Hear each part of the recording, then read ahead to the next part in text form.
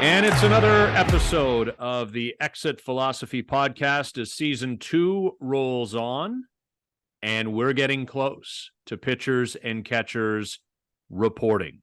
Blink, Griff, and you miss the early part of February. We're moving quickly into mid-February. Pitchers and catchers will get to Dunedin. The position players will come in just a few days after that, and we'll be into Grapefruit League action within about 3 weeks or so. So it's an exciting time of year. We're moving out of the NFL with the Super Bowl coming Sunday, and then don't look now, baseball is here, even if in certain parts of Canada it doesn't feel like spring yet. Yeah, I was going to say, I've been watching the weather maps on the national newscasts, and your area of the country doesn't seem like it's even thinking about spring or spring training. How has that been for you? I mean, how does it affect the tides in your Bay of Fundy out there? How does it affect the tides in my Bay of Fundy? I read that right there. I mean, you've asked a lot of tough questions in your day, but that right there cements you not just as a Larry King-esque journalist of high repute, but certainly a geography major.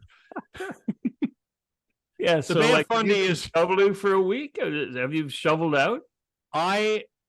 So I would estimate that my combined time shoveling was about 3.5 hours. Now I have a room that is my own space, but a room right now that is at the back of a house. So when I pull into the driveway, I park the car and I go up a series of stairs at the side of the house, go around to the back of the house, and then descend a flight of stairs to get into my door. The wind was as big a factor as all of the snow. And I don't even know what the final number was, but it had to have been 50 centimeters minimum would be my guess. But Griff, the wind was as much of a factor such that there were these massive drifts. And again, as I described how I get to my part of the house that I live in, the wind would push the snow up against my living room window to the point that the snow rose up all the way to the top. I couldn't see out. And when I stepped out the door, I was knee high in snow for 3 straight days, even though I shoveled each day, because the wind kept pushing the snow into that sort of cool area, like it's kind of trapped itself at the base of my stairs.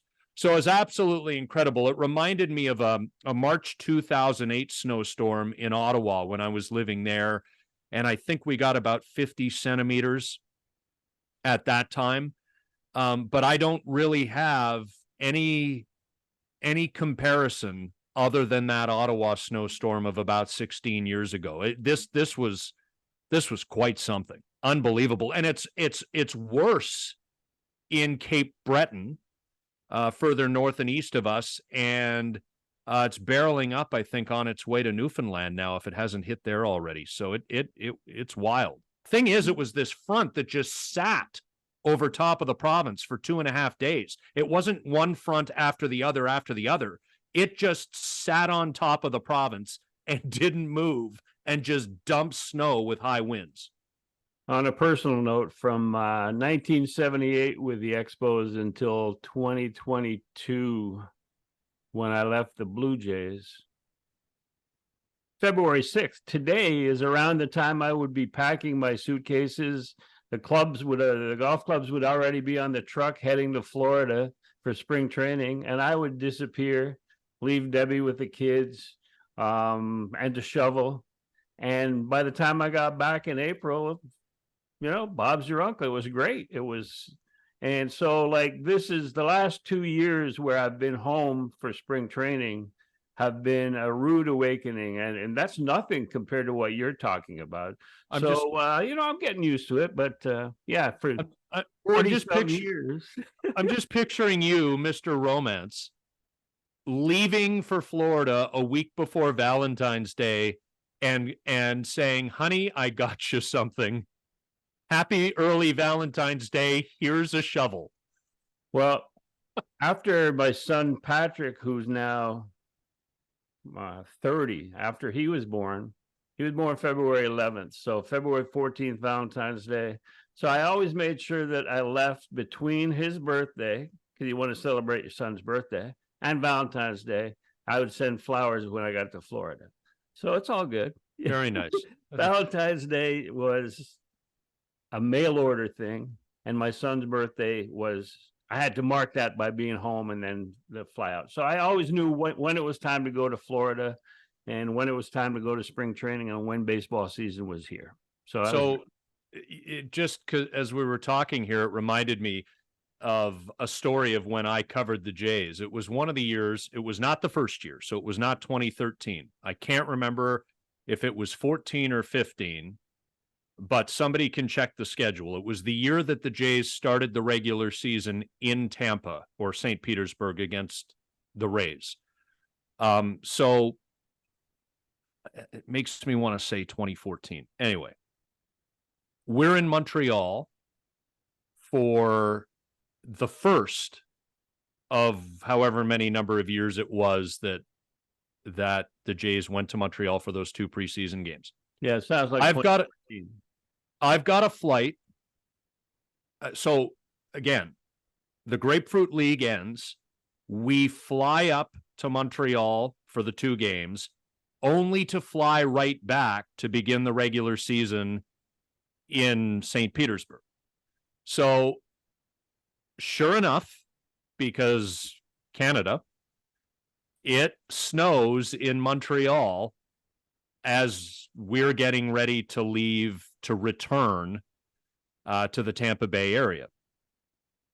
My flight, I get a text from the airline saying my flight is delayed. And then I get a text a little bit later saying my flight is canceled. So not good, especially because I'm totally neurotic. And when I was covering 162 games a year, I didn't want to miss a singular game, let alone opening day. That's like, you miss game 82, take a breath. It's okay. You miss game 1, not great. Hey, So this game 1, you can't be nicknamed by Bob Elliott 162. Right. I'd be like 161 with a travel problem, some long ass nickname like that. So Maddie Pouliot, who I believe only recently retired, but she was an awesome travel coordinator at TSN and just was so helpful. So literally, Griff, it was a planes, trains, and automobile day. I got on a via train from Montreal to Toronto. What does that take? 4 or 5 hours? I can't even remember, but there were some stops. So I trained it to Toronto, get up the steps at Union Station, pick up a cab to drive me to Pearson. As I'm on the Gardner in this cab, I pass my condo building, which at the time was at Fort York, just west of Bathurst. I actually waved. The guy driving me, if he looked in the rearview mirror, must have thought I was insane. But I actually waved at my building. I hadn't been in my condo for 6 weeks because I'd been in Florida and Montreal. I waved at my building, got to Pearson, checked my bay, whatever, boarded a flight to Orlando. Land in Orlando, Toronto to Orlando, car rented, drive to St. Petersburg, check into my hotel. Blue Jays, I think, played a matinee the next day to open the season. Literally a planes, trains, automobiles, both cab and rented car to get to opening day in 2014. So if you're listening and you think it's always champagne and caviar, Via Rail's nice, but it ain't champagne and caviar all the time. Did you wake up with John Candy? Anyway, Griff, there are certain files that will never be opened.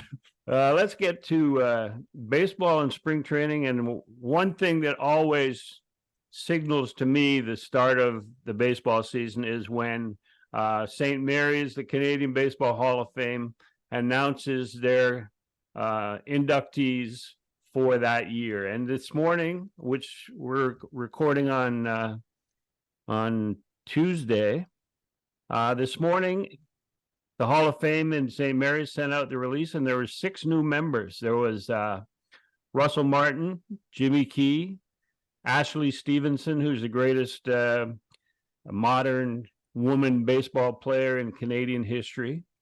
Paul Godfrey, one time, I guess he was responsible or deemed responsible for a lot of things, including being a pioneer of bringing baseball and the Blue Jays to Toronto, plus the Sky Dome and that sort of stuff.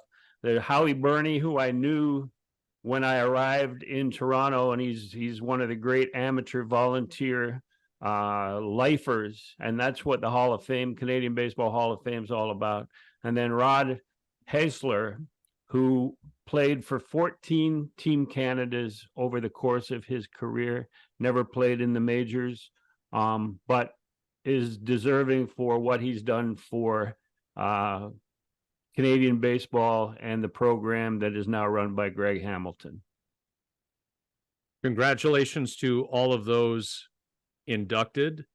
And obviously, I think it's wonderful. And I've seen some social media, Ashley Stevenson, just saying, look, I hope that young girls see what's happened today and realize that you can achieve your dreams. We all look forward to the day where it doesn't matter your gender or what have you. If you can play and you're elite, that these barriers will someday fall. But each time there is an important acknowledgement like the one today for Ashley that is helping those barriers fall. So a particular congratulations to her. You must have grown up watching Jimmy Key, and I know you traveled when Russell Martin was there. Yeah. So Jimmy, I probably saw him pitch at Exhibition Stadium when I'd go with my parents or my grandparents. The $2 bleacher seats were always $1 with your grocery purchase at Dominion, which is now Metro, but like Dominion back in the day. So we'd always barrel in and go see the Blue Jays play. And I'm sure I saw Jimmy pitch on more than one occasion at the X. But my memories of Jimmy Key, Griff, I was sitting in foul territory down the left field line for Game 4 of the 92 World Series. And that was Jimmy's last start. As it turned out, not his last appearance with the Blue Jays, because he came in relief in Game 6, but his final start with the Blue Jays. And if you think about how important he had been to that franchise for almost a decade at that point, the start he had against the Atlanta Braves in Game 4 of the World Series, he was dominant, and the Jays took a 3-1 series lead and had the chance to clinch the whole thing at the Sky Dome the next night in the 5th game, which obviously we know didn't get done. But that was just an epic moment. And I remember, I don't remember details from that game. What I do remember is Cito coming to get the ball from Jimmy. And everybody knew he was likely leaving as a free agent. And he did. He signed with the Yankees in the offseason. I remember Cito came to get the ball from Jimmy, and he walked off the mound, and the place erupted. And he doffed his cap, and it was a wonderful finish to a wonderful time and wonderful career that he had to that point with the Jays. And there were 6 inductees, and Jimmy Key was the one American-born player. And I often get questions: shouldn't the Canadian Baseball Hall of Fame be all about celebrating Canadians and their contribution to the game? But in terms of the moment that you're talking about, Jimmy Key walking off the mound, that's what and the winning seasons that a lot of players contributed to from the mid 80s through the World Series years, and then 2015 and 16. And those are the years that brought interest, that brought national recognition to baseball in Canada. And so those players that contributed significantly to those moments need to be celebrated, or deserve to be celebrated in St. Mary's, along with the Canadians that are enshrined, like Russell Martin. It would be no different, Griff, than saying, would you put Vince Carter or Kyle Lowry eventually into a Canadian Basketball Hall of Fame for their contributions to basketball in our country, even though they're not Canadian, right? I mean, Vince Carter obviously had a huge effect. Kyle Lowry was, crucial to an entire era of Raptors basketball that culminated with the NBA title in 2019. Tom Hankey's gone in, like last year. John Olerud was finally inducted, even though he had been voted in a few years prior, but the pandemic messed with things. Like Jesse Barfield's in. You can rhyme these names off far quicker than I can. There are a lot of George Bell. George Bell must be in. Yeah. And so to me, if you've contributed to the sport in our country in a very meaningful way, and maybe the stakes should be higher, or the requirements should be higher for someone who is not Canadian or not Canadian born. And they are. Yeah. They are. I mean, you mentioned an interesting case, Vince Carter. I mean, I remember when I moved to Oakville in '95, that there was no such thing as basketball hoops in driveways. And then after Vince Carter, a whole generation, a whole suburbia and downtown, there was basketball fever because of Vince Carter. And now you look at the NBA and you look at Shea Gilgeous-Alexander, and you look at all the Canadians that are contributing, and the Team Canada going to the Olympics. I believe a lot of that stems from the contributions of an American from Daytona Beach that I probably almost hit with my car in 1978 when he was a school kid. That those contributions deserve to be recognized in this country in the same way baseball contributions that create that interest, that passion across the country that we see on the road when Canadian fans have a chance to travel, not just from the GTA, but from across the country. That all stems from those 92, 93, from 85 on, and then the mid 2010s, 15, 16 that you covered. So like June 15th is the date. And I think if any father has a chance to bring their sons or daughters to St. Mary's on June 15th, it's well worth it. You get closer to the athletes, you get closer to the star players than you can in Cooperstown if you go down there. And it's really a wonderful experience, and I would recommend it. June 15th, it's a Saturday, I believe. So mark that down on your schedule if you have an opportunity. Absolutely. And a shout out to Russell Martin, who you and I both covered. Griff, I know that what really turned the tide for the Blue Jays were the deals that Alex Anthopoulos made in the final week leading up to the trade deadline in 2015, the end of July 2015. But the additions of Josh Donaldson via trade and Russell Martin via free agency in advance of the 2015 season changed the course of the attitude of that franchise. And Russell playing such an important position, the one position other than pitcher that is involved in every single pitch, every single play, every single pitch. And I remember at the time, I think we were all talking about it, all writing about it, his statistics coming from Pittsburgh, the ERAs of the pitchers when they threw to him, or the ERAs of the Pirates pitchers when they threw to his backup or his co-catcher on those Pittsburgh teams of 13 and 14. And he had been to the playoffs with the Dodgers. He had been to the playoffs with the Yankees. He had been to the playoffs with the Pirates. And I know in baseball, it isn't just one guy, but he had experience with winning.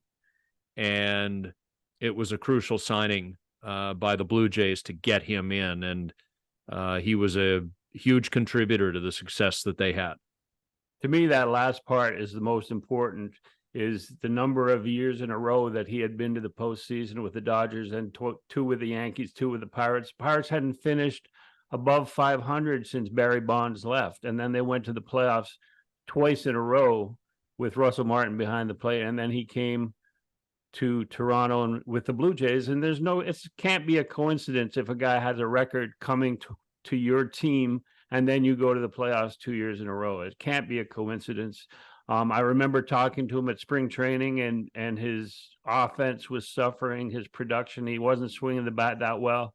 And he said, I'm not even looking at that.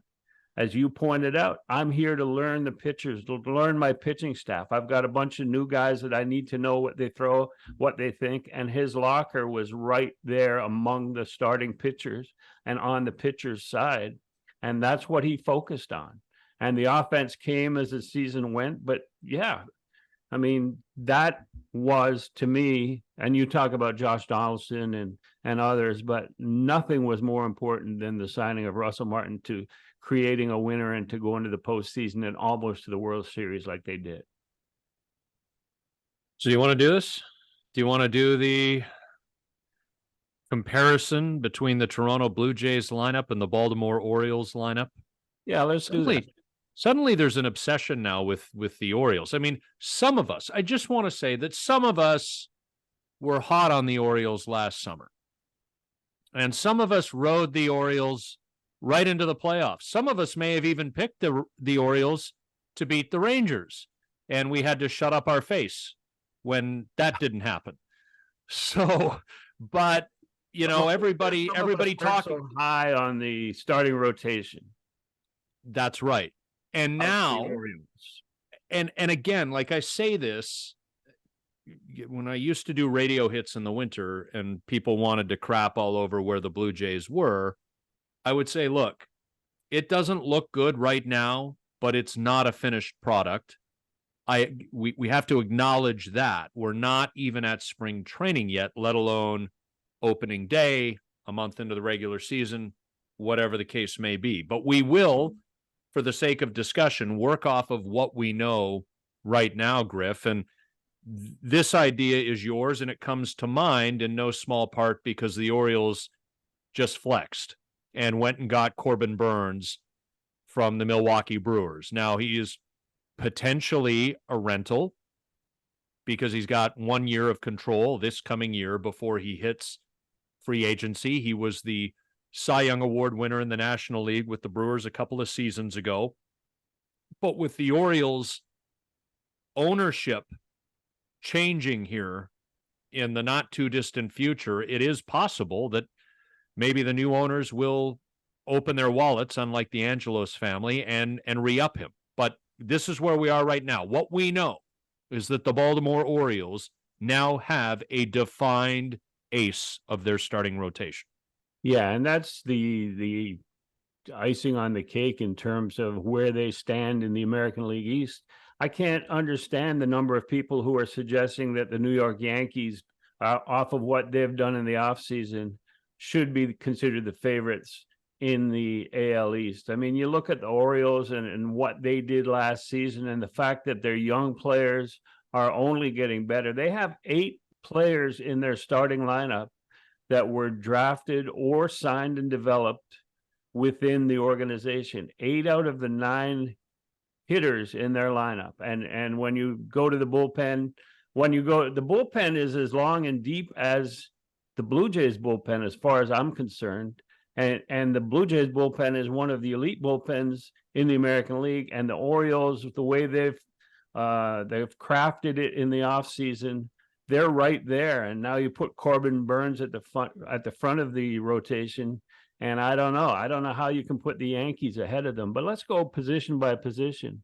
You give me your opinion on comparison with the Blue Jays and why the Blue Jays have not, in our opinion, especially in your opinion, have not fulfilled the promise of the offseason that they seem to have been headed towards to build on what they did last year. And it doesn't seem that they've built on what they did last year. So behind the plate, you've got Adley Rutschman against Danny Jansen and Alejandro Kirk. Who do you like? This is inarguable for me. Adley Rutschman. There's no debate.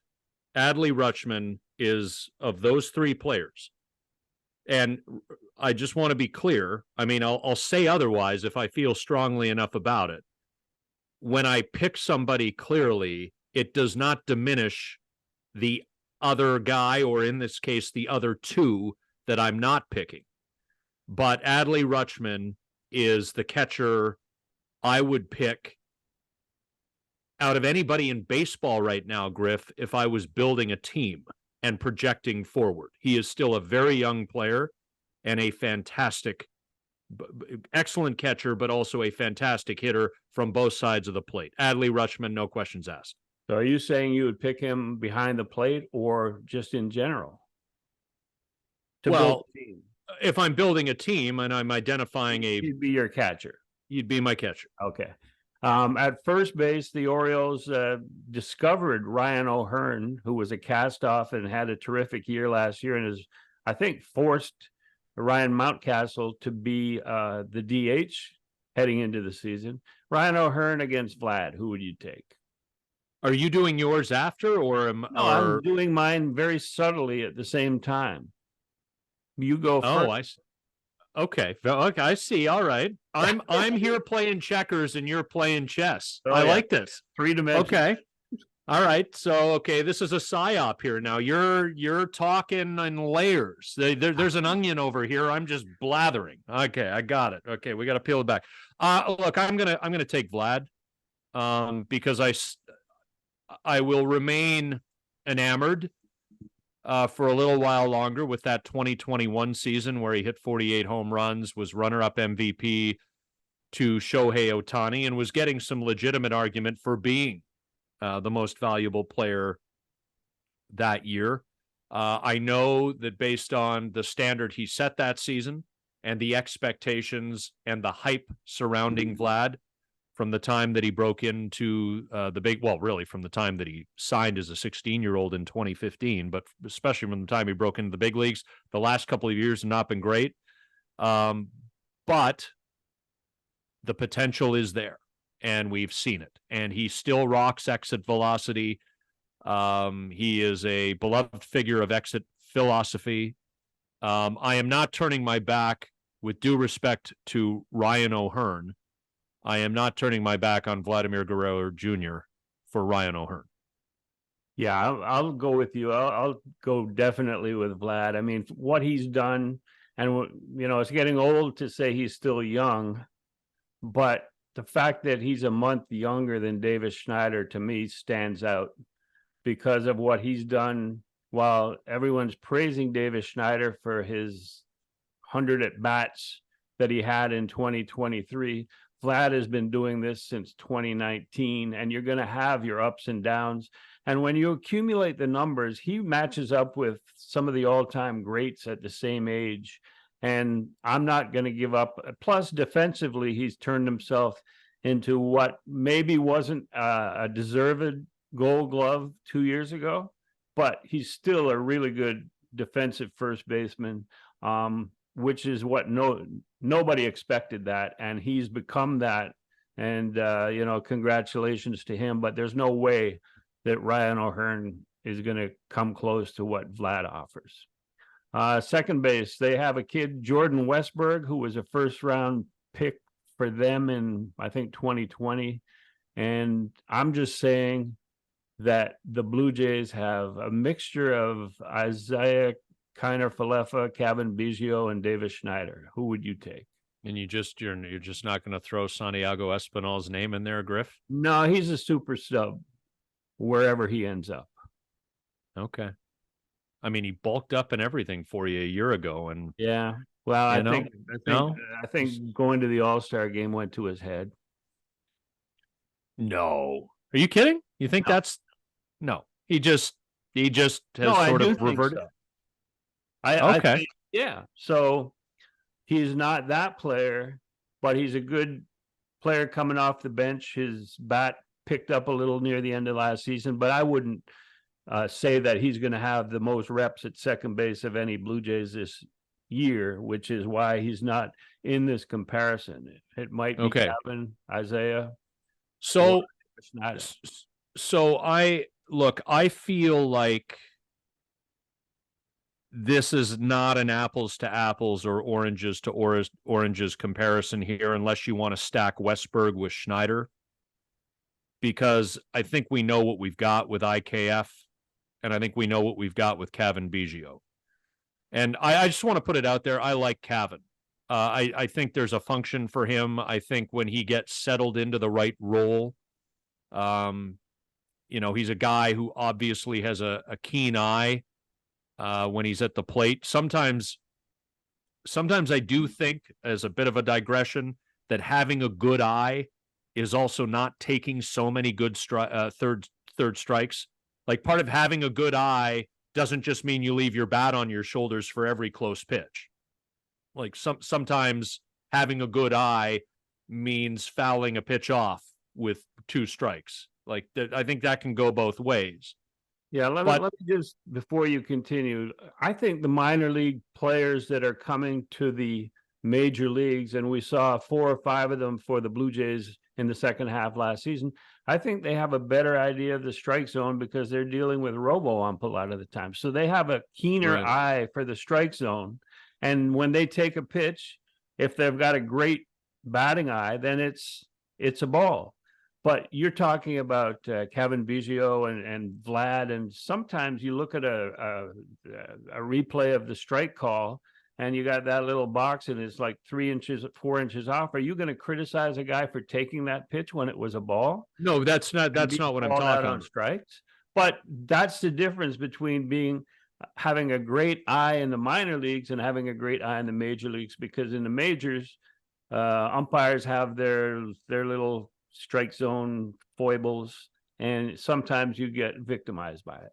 Right. No, I'm thinking more of the ones where on the K box on the broadcast, the little dot is on or inside the box, and he's caught. But so again, it's not apples to apples or oranges to oranges here, because I think IKF and Cavan are defined really as big league ball players at this point. Davis Schneider had a pretty successful cup of coffee with the Blue Jays last year, but was not a high pick. Jordan Westberg, as you said, former first rounder, an on-base machine in the minor leagues. So he has lived up to the hype. He did have a cup of coffee with the Orioles last year. He was a league average hitter based on OPS plus, but he's just starting his big league career essentially. So I'm going to work the potential play here as opposed to the knowing what we have play. And I am going to go with Jordan Westberg. I'm going to call it a saw-off. It's going to be my first tie on the docket here. So that gives 1 for Rutschman, 1 for Vlad, and a tie. So I'm 1-1-1, and you're 2-1 for the Orioles. So now we go over to third base, and you got Gunnar Henderson, who was the American League Rookie of the Year last year, but he wasn't playing third base all the time. And to me, you've got Justin Turner, who's, to me, is going to be the primary third baseman, whether it's, and when I say that, I say 81 to 110 games at third base, depending on health, depending on load management, if such a thing exists in baseball. But let's go with that comparison. Gunnar Henderson, Justin Turner, maybe Cavan Biggio platooning at times at third base with Turner. Who do you like there? Geez, I'm thinking of Gunnar Henderson, and I'm thinking Blue Jays. A left-handed bat playing third base with pop. And to say nothing of the fact that, I just want to make sure I get this right, June the 29th, 2001. That is Gunnar Henderson's birthday. So he'll turn 23 in June. Justin Turner is 39. Savvy. We He's talked got about veteran savvy. we talked about it last week. Like Justin Turner had his driver's license when Gunnar Henderson was born. I am a fan of the Justin Turner signing. We talked about it last week. It's an important addition. Shouldn't be the only addition, but it's an important addition. But I will say there is no debate on Gunnar Henderson being the preference out of those two for me. Yeah, I mean, he's a great young player. He proved it last season with his AL Rookie of the Year. I mean, Justin Turner, people point to the fact that in Boston, he didn't play a lot of third base. But they have Rafael Devers over at third base, so there was no opportunity. He could have played third base. Instead, he played, I believe, 41 games at first base and 7 at second and a few at third. But in terms of can he play third base for the Blue Jays and give you 80 or more games, I say he can, but that doesn't mean that Gunnar Henderson isn't head and shoulders above what the Blue Jays will be wheeling out there at third base. So for me, Henderson, and that gives me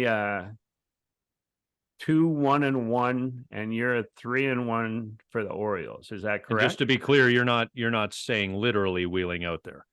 I shouldn't be making age jokes. I am not a kid myself anymore, so I feel like I'm allowed to say it. I'm older than Justin Turner. I have, like, when I hear people say 39 years old is too old to go out there, I'm thinking of maybe when I was 39 or 40, I would say the same thing. But where I am right now in life, he's a kid. He's a kid. Let him have his chance. Yes. Yeah. I said I like the Turner signing. I just so do I. Gunnar Henderson's a guy. Yeah. He is a guy. Okay, shortstop. People seem to be giving Jackson Holliday the shortstop position, even though he's just an invited player to spring training. That he will, if not on opening day, by the middle of May, will be their starting shortstop. So we'll consider him that. And then the Jays have Bo Bichette, who's been around since 2019, is acknowledged as one of the top shortstops in the game. Still one of the young shortstop, 25 years old. Where do you stand in this comparison? Well, we're talking about today, right now. We're not talking about 3 years from now, or maybe even 2 years from now. We're talking about right now. So it's Bo Bichette. We don't know. Jackson Holliday, if he lives up to his draft position, if he lives up to the hype, he's going to be a hell of a player. And his service time clock is going to be of high value to the Baltimore Orioles, because if he lives up to everything, they will have an elite player who isn't quite making 7 figures yet. It'd be like Brock Purdy with the 49ers, except that Jackson Holliday was a first overall pick, not Mr. Irrelevant. So they stand to get a lot of value out of Jackson Holliday if he performs to the level that they expect. But I'm a Bo Bichette fan. I would never disrespect Bo Bichette to suggest that a guy who has yet to take a major league at bat is the preferred choice at a premium position over Bo Bichette. Bo's going to do his thing for the Blue Jays. We've seen it consistently now, and he is my pick. I would rather have the Toronto Blue Jays shortstop than a young player who has yet to prove anything at the big league level, the way that the Orioles, the direction they seem to be going there. Although talk about this again in a year, Griff, if the Jays don't have Bichette locked in long-term and Jackson Holliday just won Rookie of the Year, could be a different conversation. But right now it's Bo. Yeah, I would have to agree. I mean, I've seen videos of Jackson Holliday working at home on his hitting. His dad's flipping him the ball, and God bless him.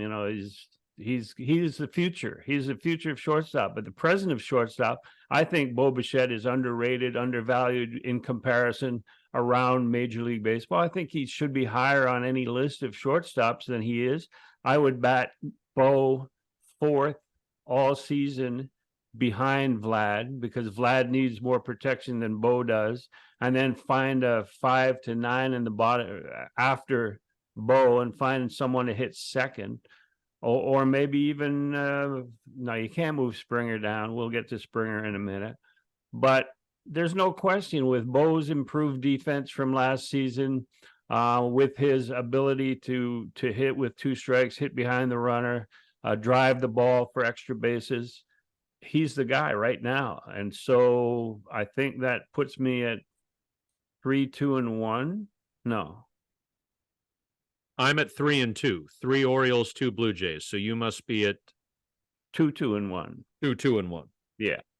So by the way, it I mean, it's an aside that would be obvious if you think about it, but kind of neat that we're talking about the sons of 2 prominent players in really the 2 eras of success that the Colorado Rockies have had. Dante in the mid 90s, Matt in the late 2000s with Colorado. So just kind of a small world thing there. And the fact that both fathers were outfielders and both sons are middle infielders. And then you got your Bobby Witt, who didn't play in Colorado, but sons of major leaguers seem to. Sons of major leaguers. Dad was a pitcher. Yep. And so now we'll go to the outfield, left field. Austin Hayes, who's emerged in the last couple of seasons to be an offensive force. I believe he's considered above average defensively. And then you've got Dalton Varsho, who is definitely above average defensively and needs to prove himself a little bit. Especially, you can't just get all your hits against left-handers with bunts and be considered an elite outfielder. So who would you take between Austin Hayes and Dalton Varsho? All right, so now it gets tough. This one does, at least for me. Austin Hayes was an all-star for the first time in his career last year. But I'm going to be metrics guy to try to determine how I feel about this. And I'm using Baseball Reference's wins above replacement, so-called B-WAR. If you're not really into the nerdy stats, F-WAR is Fangraphs wins above replacement, B-WAR Baseball Reference. Austin Hayes right now is the better hitter. Dalton Varsho right now, and this will likely remain so because I think defense is kind of more defined.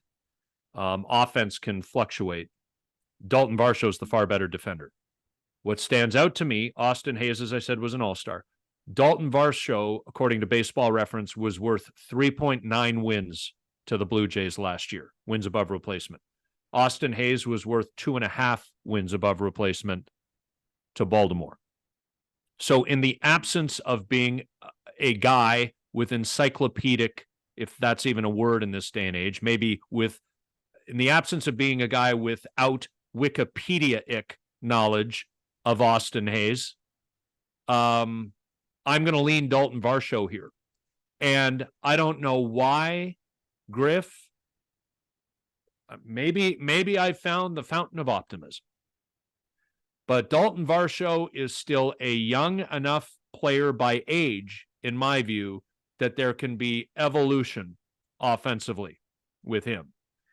And I don't know, maybe it's the fact that suddenly the Blue Jays have realized, hey, maybe we need to talk to each other in terms of the way we communicate offensive information. Maybe that'll benefit Dalton. I don't know. He is what he is offensively until he changes that. I'm saying there's an opportunity there to change it. We know that he's got some pop in his bat, especially against right-handed pitchers. So I am going to take Dalton Varsho over Austin Hayes. Yeah, there's evolution in the air, but I just feel like at this point, even though Varsho has the ability, and not only the ability, but does shift over to center field and provide a really good defensive center field, subbing for one of the great center fielders in the game, Kevin Kiermaier, right now. I'm going to call this a tie in left field. So that's my second tie. I am going to say that I would take either one. but I have no preference. Austin Hayes hits higher in the order, produces more offensively, is more consistent, and can play against right and left-handed pitching, and you don't lose anything. But the other guy's just such a good defender. I'm going to call it a tie. Okay, so I'm by the 2-2 way, and 2. the fence that you're sitting on, is it chain link and pointy at the top? Is it barbed wire? Or are you just sort of sitting comfortably on this fence? I think that when they changed the configuration, I ended up in a painful position. I won't even describe. But it was under one of the new bars in the outfield. I'll give you that. Oh, so okay, so it eases the pain. Eases the no pain. doubt. Let's go to center field now. Cedric Mullins, who, I mean, he's been a Blue Jays, so it's not fair to judge Cedric Mullins off of what you've seen on televised games against the Blue Jays, because he is so good when he plays against Toronto. But you have Cedric Mullins in center field against Kevin Kiermaier, and we've already done Varsho, so we can't like put a slash out there. It's Kiermaier against Cedric Mullins. Who do you like? Again, this is not, before I look this up, I'm like, Cedric Mullins. Like, why are we even having a conversation about this? But then you start to look and see, well, Cedric's offensive numbers have taken a turn downward over the last couple of seasons since he was an all-star in 2021. He is 4 years younger than Kevin Kiermaier.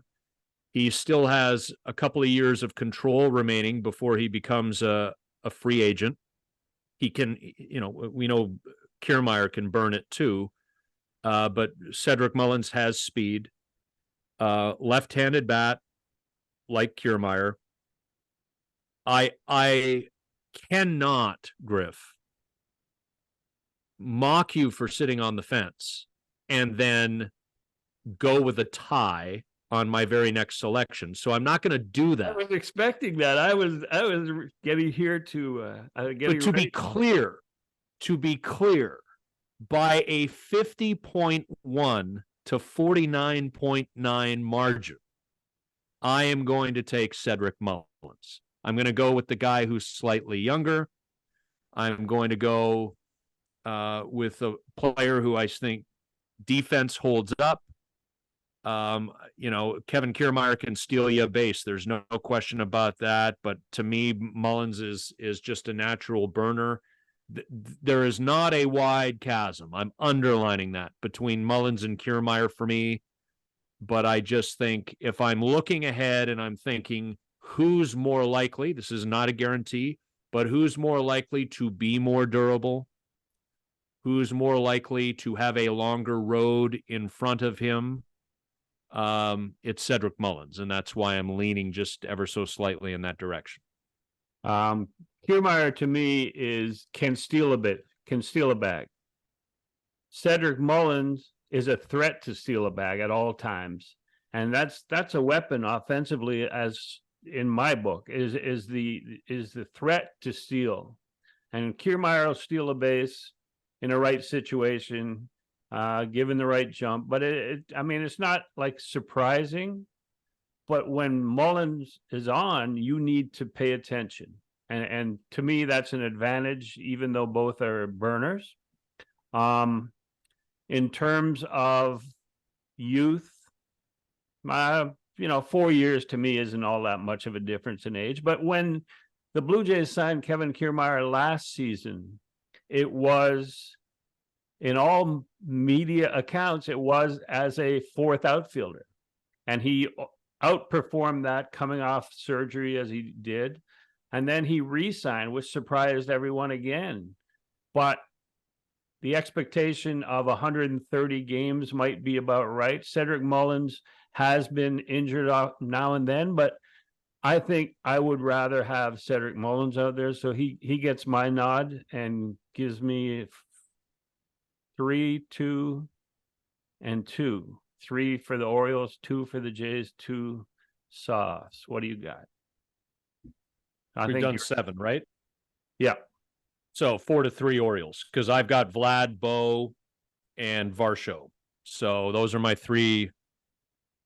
Those are the 3 spots, first, short, and left, where I preferred the Blue Jays. All right. Right field, we've got Anthony Santander and George Springer. Okay, so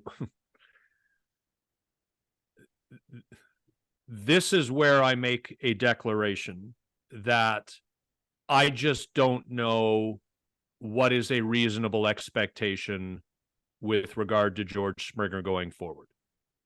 And this is not a comment about Springer in any particular way.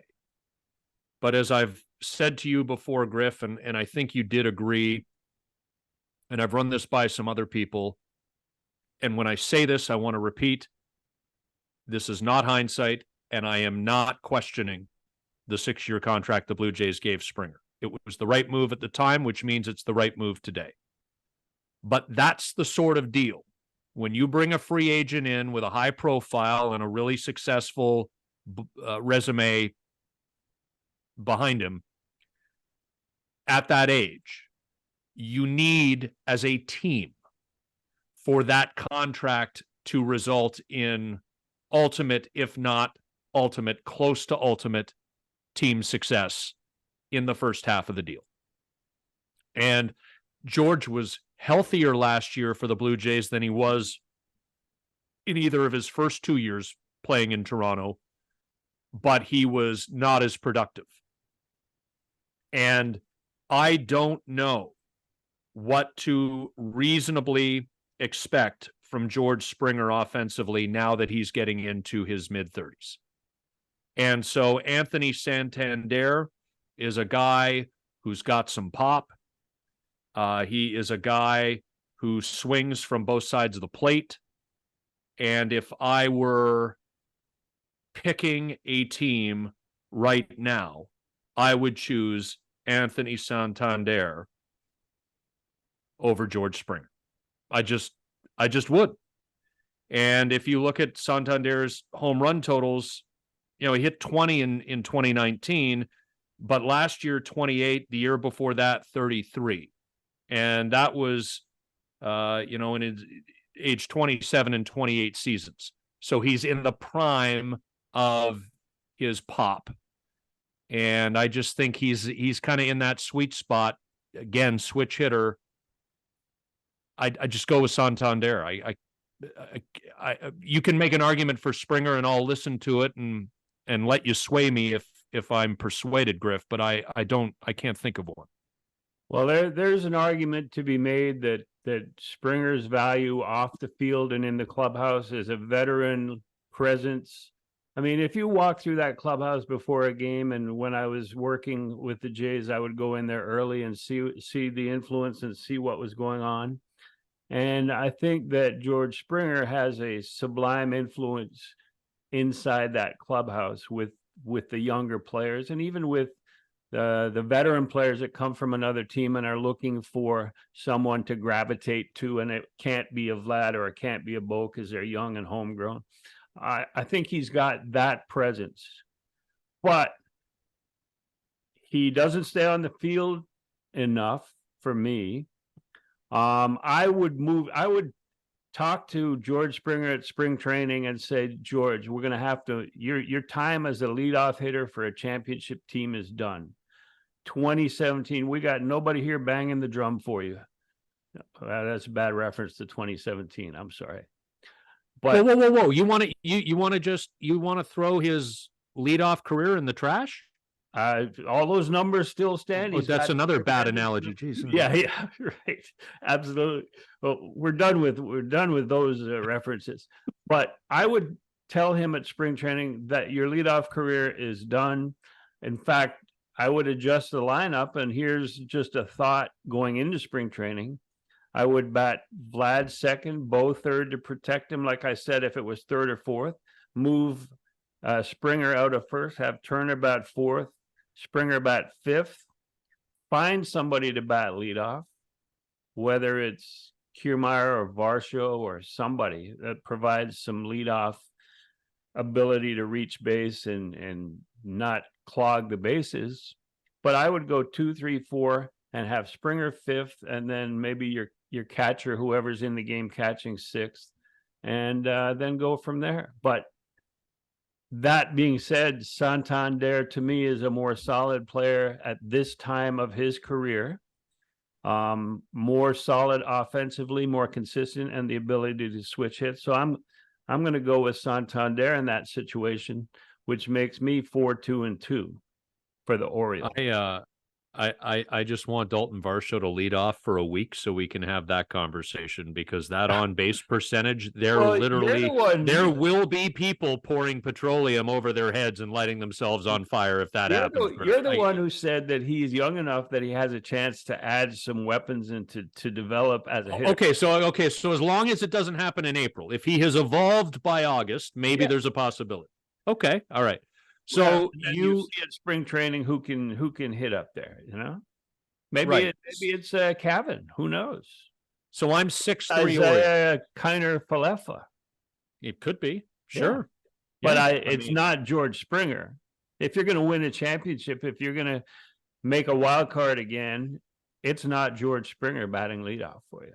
I will not have you besmirch the name. I just wanted to get that word in. Besmirch the name of Santiago Espinal by purposefully omitting him from possibilities when you are including Isaiah Kiner-Falefa in those possibilities. I will stand in defense. So I'm 6'3" Orioles. My three preferred Blue Jays: Vladdy at first, Bo at short, and Varsho by a slight margin in left. Otherwise, I'm 5-2-2. Well, or in layman's terms, you're 5-2 fence sitting and fence sitting. I'm 4-2-2, right? Because we've only done 8. So you can't be 6-3. Well, okay. All right. So now we're screwed. Yeah, we haven't done the pitching. No, we haven't done the DH. Oh, okay. There we go. So you're 5-3. You're 5-3. I'm 4-2-2. You know what would be even better is if I'd actually followed along with a pen and paper so that I wasn't miscounting as we actually do the podcast. But I haven't done that. So I'm 5-3 Orioles. Got it. Consistent with our philosophy. Yeah. Exit, entrance. The DH for the Orioles, and we talked about it, bumped off first base, and now the DH is Ryan Mountcastle. And for the Blue Jays, it's going to be a mishmash unless it's Justin Turner, but I'm saying he's a third baseman. But if Justin Turner is the main DH, I put it as mix. It's going to be getting guys with a day off, get them off their feet. Unless they go out and sign a guy like Jorge Soler, which is my recommendation. Hasn't happened. There's 9 days remaining till pitchers and catchers report, maybe 13 days before a full squad. So they do still have time, and he's out there. But unless they sign a DH who matches up, I got to go with Ryan Mountcastle. Yeah, so maybe it was a Freudian slip on my part. Maybe I was projecting my final tally before I knew it. I mean, I'm going with Mountcastle because the rules I've set for the little game we're playing here, Griff, is we've accounted for Vladdy at first base. We've accounted for Bo at short. So we can't say, well, it's Mountcastle versus Vlad or Mountcastle versus Bo or Mountcastle versus Turner, because Turner's the third baseman in our little game here, versus Turner at third at DH. Like, we can't double up usage of a Blue Jays player if we haven't done the same thing with the Orioles. So I'm with you. It's Ryan Mountcastle for me, and that also involves the nightmares that he's caused the Blue Jays, because he seems to. What do you have? 13 come out of his shoes series or whatever it was. I mean, he's friggin' Ted Williams, Babe Ruth when he plays the Blue Jays, and he's kind of a guy. I remember the rest of the league. I remember in Buffalo when he hit his first major league home run. I was in the press box, and it was one bounce across the entrance ramp at Salem Field, and so I hadn't got my new hip yet. I went out there like a homeless guy looking for the home run ball. And unfortunate, or fortunately for the Orioles, they had a golf cart go from the clubhouse. So I'm wandering across. I'm talking to a guy who recognized me from columns, and I'm standing there talking to this guy as this golf cart goes by, picks up the ball, goes back to the clubhouse, waves to me, and I go, "Well, that was a walk, a wasted walk." A short walk spoiled. But that's my Ryan Mountcastle memory, and will be forever, is going to look for his home run ball and being beat by a golf cart. So With that bone on bone hip, just bone on bone, grinding on you. Yeah, grinding, but at least the effort was there, you know? I can only picture it, Griff, because I wasn't around, to witness it. But I mean, not that we're going to start talking hip surgeries here and hip replacements, but man, I remember poor Kenny Fidlin. I think it was in the 2015 season, and he had his hip done and came back as good as new. And I think you can attest to the same thing. Like, it's a life-changing surgery when you get it. But poor Kenny, man, when we'd walk, we'd leave a stadium and walk to the parking lot if we had a rented car or all rented cars, or like we would walk to the subway if that was the way we were getting back to the hotel or whatever. But poor Kenny would just amble along, and I just can only imagine the pain.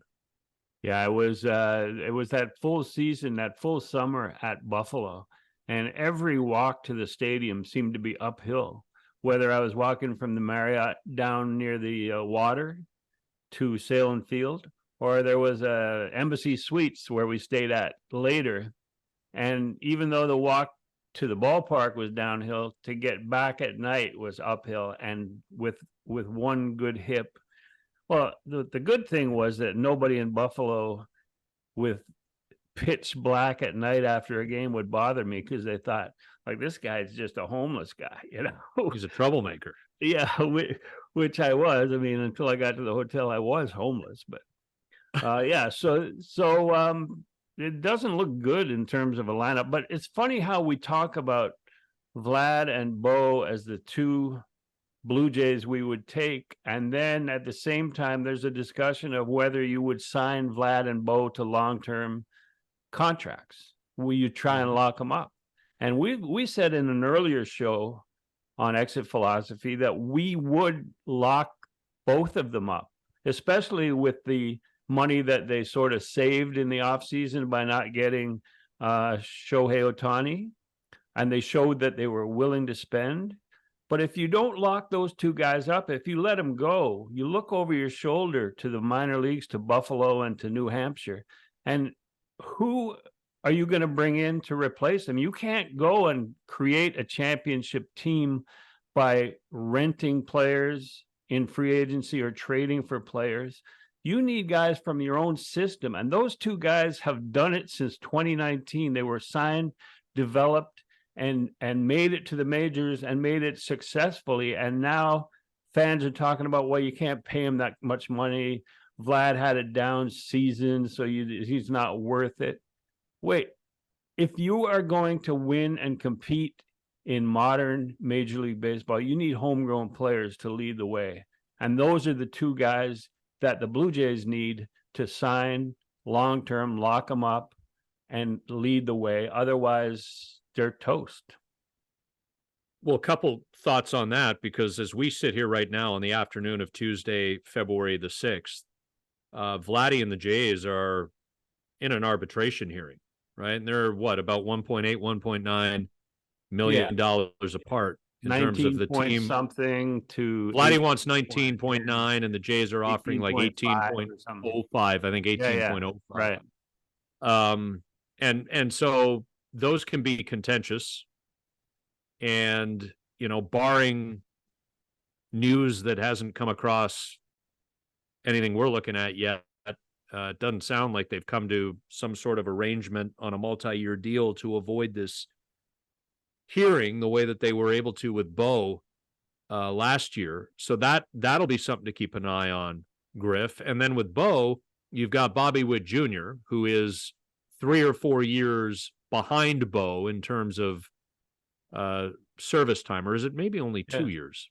No, I think he's 2 years. 21, 22, 23. Yeah, so he's 2 years. So, but Yeah, two years, because Yeah. Bo's 4+ in and Bobby Witt's 2 years in. Bobby Witt gets the 11-year, almost $300 million. It's like 288 something or 287 something $1 million contract extension. Now there are a bunch of opt-outs for the player involved in that, and if he never opts out, then I guess there are some option years tacked on to the end that the Royals could pick up for what would be a reasonable number, a little more than a decade from now, that could make it a 14-year contract. Yeah, so he's got opt-outs after year 7, year 8, year 9, and year 10. So year 11 is when the Kansas City Royals option for the next 3 years comes in. Yeah, So at the end of that 11th season, they could pick it up, and the numbers are already determined for years 12, 13, and 14. So that's sort of, you take 2 years off the front end of that, and that's what you're looking at with Bo, I would think. So And not 14, but 12. But I'm thinking for either guy, in this hypothetical conversation we're having. Bo or Vlad? Yeah, there'd have to be opt-outs included. Oh, yeah. Without question at this point. I mean, these are becoming very typical, right? I mean, Jose Barrios has an opt-out after the 2026 season, if I'm not mistaken. And if he doesn't, then there's a couple of years beyond that in his contract. But it leaves him some flexibility when he's in his early 30s to opt out and go chase a longer-term contract is probably his final big deal. And, with a guy like Vlad, who, I mean, has been good the last couple of years, Griff, but has not been who everybody thought Vladdy would be.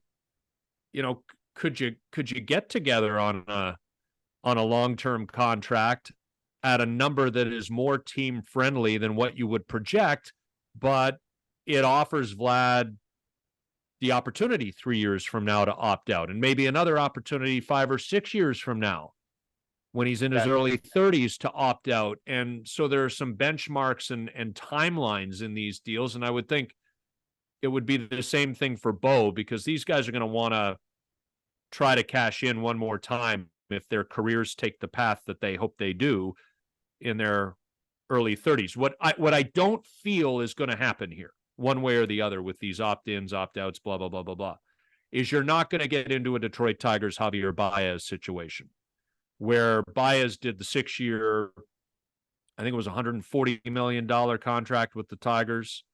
Maybe it was 180, but I'm thinking 140. I mean, it was a lot of money. And there was an opt-out after 2 years, a singular opt-out. Well, Baez has been, how do I put this diplomatically? Bad for Detroit for 2 years. Yeah.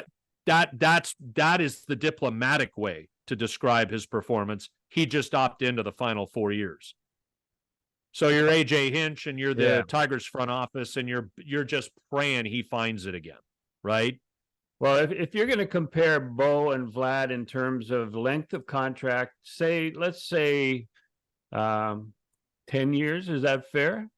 Yeah, but I just want to be clear. I don't think you're getting into a Baez situation with either Vlad. No. But you were talking about the timing of the opt-out and that sort of thing. But if you go Vlad and Bo, Vlad's contract for 10 years, all things being equal, is going to exceed Bo's, because Bo's locked in for this year and next year. So if you're extending him 8 years into his free agency, you've got a bargain at the front end for those first 2 years. Meanwhile, Vlad either is making 19 or 18.05 this year. And so add a couple of million to that for next year. So you're almost at 40 million for Vlad's first 2 years, and for Bo's you're at like 24 million or so, 26 maybe. I'm not sure the exact numbers, but then you add 8 more years, and you would need to buy the first 4 years of free agency before you offer an opt-out. So that would be 6 years down the road from 20 through 29. So for the 30 season, both of them might have an opt-out. Vlad's total would be more in terms of the value of the contract than Bo's, because of these 2 years that are coming up, leading to what would be free agency. But I think you can do that. You can give them that opt-out. You can commit that money. And like I said, if not them, then who? and then when. And so to me, the indication was there that they were willing to spend that kind of money with Ohtani. And I know there was marketing deals, and we talked about it. We went over the opportunities and how the Ohtani deal felt like more of a Rogers business deal than a Blue Jays baseball deal. And that sort of cast, to me, an ugly feel to the Ohtani negotiation. But there's no ugly feel to Bo and Vlad. They're baseball players.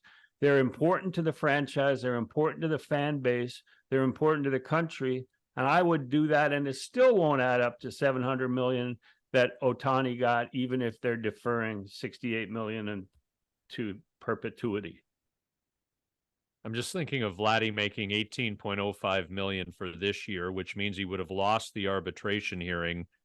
And what would have been said in that courtroom, in that arbiter's room, if to lose, and to have heard what they said about you to convince the arbitrator that their number was better than your number, that could be a problem. It's been, arbitration is a contentious process. It might have looked good at the time when it was being implemented, but I think the Blue Jays, as much as any other team, they don't want to go into that room just because of what you're saying, the animosity that might come out of that room. But if the Blue Jays are thinking about a long-term extension for Bo and for Vlad, if they go into that arbitration room today, I don't know if it's already happened as we record or if it's going to happen later this afternoon, but all I would do if I was the Blue Jays and planned on trying to sign Vlad long-term is I would show him getting picked off second base and then say, I rest my case. And that way everybody sees that over and over, Vlad getting picked off in a big situation. That's all you need to show as the Blue Jays. It's not that much of a difference. It's still going to be the biggest arbitration settlement in the history of the process. And there's no need to rub it in or to kick him in the shins. Just show him getting picked off and sit down and go, okay, Vlad, what do you got? And if he wins, he wins. The under-discussed ending, or close to ending of that game, because we were all focused on Barrios getting lifted.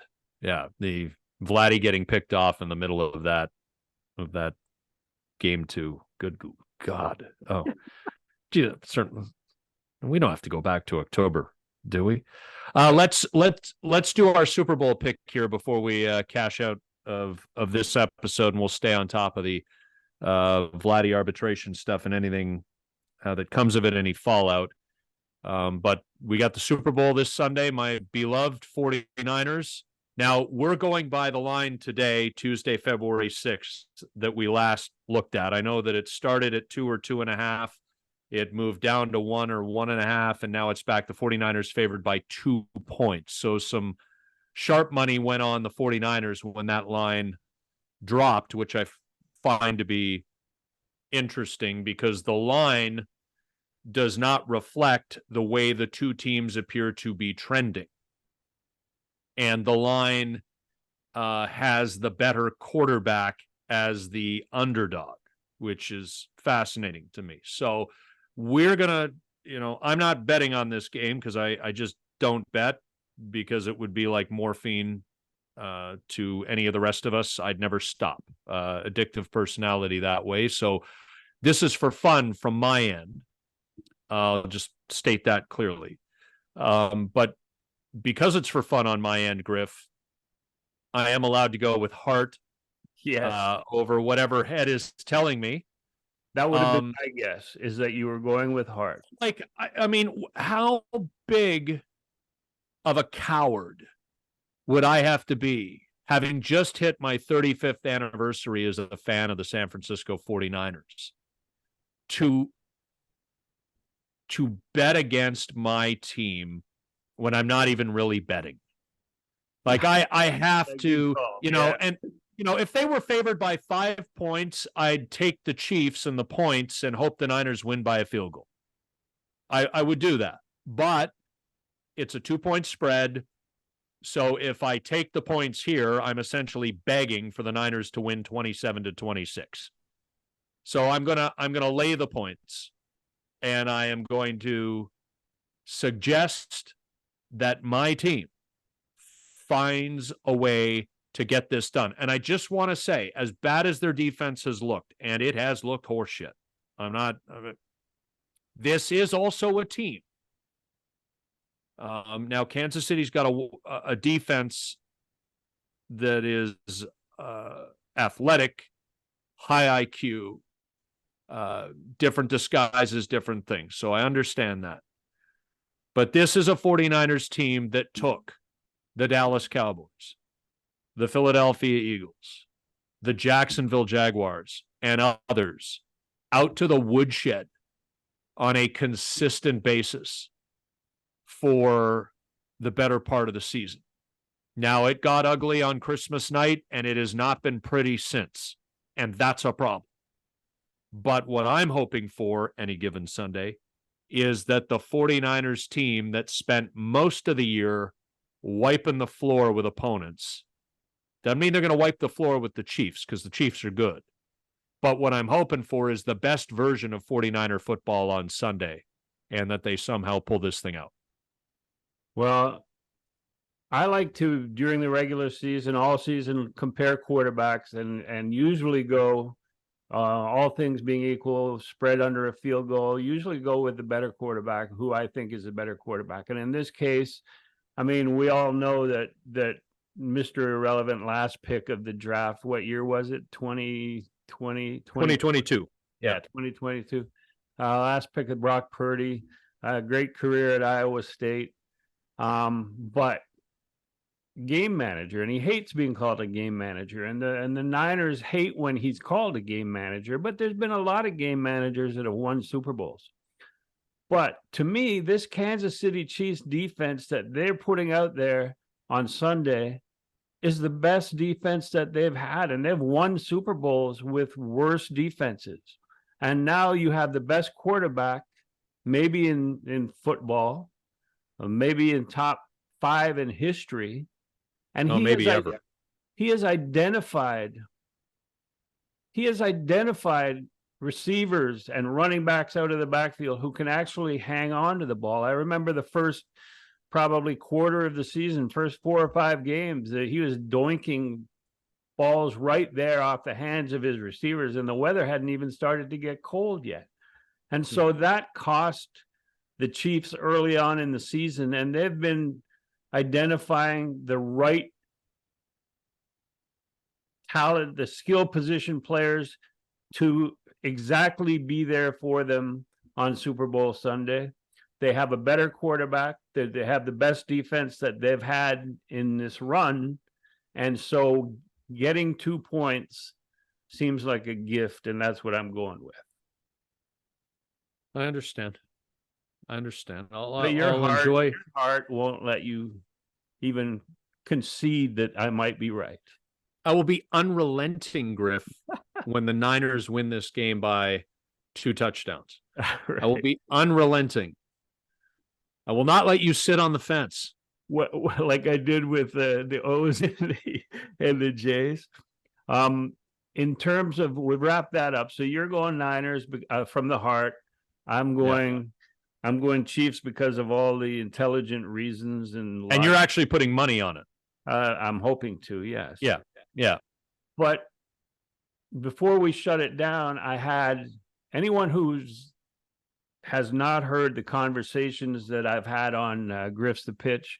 There's a really good one this week with Gord Ash that's out there sitting on griffsthepitch.com, available. Gord Ash talking about his 14 years, talking about Roy Halladay and how they fixed the problem that was Roy Halladay, and talking about the trade and how it came about for Alomar and Joe Carter, talking about what he learned from Pat Gillick, talking about his thoughts on Jimmy Williams. It's really deep and worth the listen, and that's the latest one, and we're going to have more coming up. griffsthepitch.com. And you can get us, if you're listening wherever you get your podcasts, on YouTube at youtube.com/exit philosophy. We'd really appreciate if you hit us up on YouTube and gave us a subscribe and a like on any one of our videos. Spring training is just around the corner. Let's enjoy the Super Bowl. This is not a social event for me this year. The Super Bowl always is, except when the 49ers are in it, and then it's just another Sunday where I am a crazy person. So, but it'll be fun, as it always is. And then it'll be time for pitchers and catchers. Spring training, pitchers and catchers. Pitchers and catchers, Always, position players not far behind them. As soon as the Super Bowl is done, it's everyone turns their attention to baseball. And with the Raptors' performance lately, it's going to be more people turning their attention to baseball because they don't look like they're going to have a strong finish down the stretch. And baseball will be there at spring training for all the fans in Toronto and Canada. And at least as it pertains to our Leafs fans and Toronto area listeners, there are no guarantees that the Leafs will be in the playoffs. Patrick Roy came in and shut them down. So anything, he fist bumped the referee. There's something going on there. Mr. Atkins, if there's no Rappies and there's no Leafies in the playoffs, all eyeballs are on your squad come about April 15th. And they're not done. They're going to make another big deal before according to me, they're going to make one more big signing before spring training to fill in that gap, to go up against Ryan Mountcastle and maybe even it up when you go head to head with the Orioles. All right. We'll be all over it here on Exit Philosophy. Have yourselves a great rest of the week. Enjoy the Super Bowl, and we'll be back at you just in time for the start. Can't believe I'm saying it. The start of spring training. Thanks, Scotty. Thanks, everyone, for listening.